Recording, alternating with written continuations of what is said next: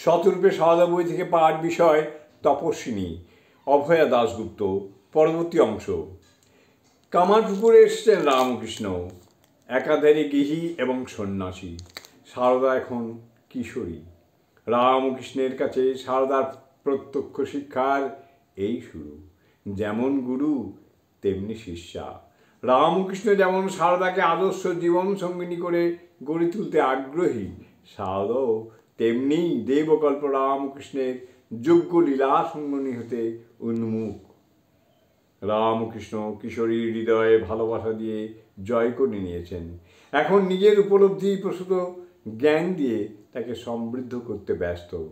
একদিকে সাংসারিক বিষয়, অপরদিকে ভজন, কীর্তন, ধ্যান, সমাধি, ঈশ্বর তত্ত্ব প্রভৃতি শিক্ষা। শিক্ষাদানে রামকৃষ্ণ অনলস, সারদাও শিক্ষা গ্রহণে অনন্যমনা। রামকৃষ্ণ শেখাচ্ছেন জীবনের আদর্শ ত্যাগ, শেখাচ্ছেন পবিত্র সুন্দর চরিত্র কীভাবে গঠন করতে হয়, শেখাচ্ছেন দৈনন্দিন গৃহস্থালির কাজ, শেখাচ্ছেন সমস্ত কর্তব্য সম্পাদনের সঙ্গে সঙ্গেই কীভাবে ঈশ্বর আরাধনায় নিমগ্ন থাকা যায়, শেখাচ্ছেন গুরুজন ও স্নেহভজনদের প্রতি আচরণ, শেখাচ্ছেন সেবা পরায়ণতা।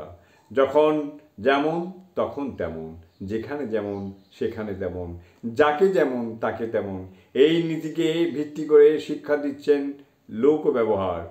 এমনকি প্রদীপের সলতেটি কেমন করে রাখতে হয় তা পর্যন্ত শিক্ষাসূচি থেকে বাদ যায়নি।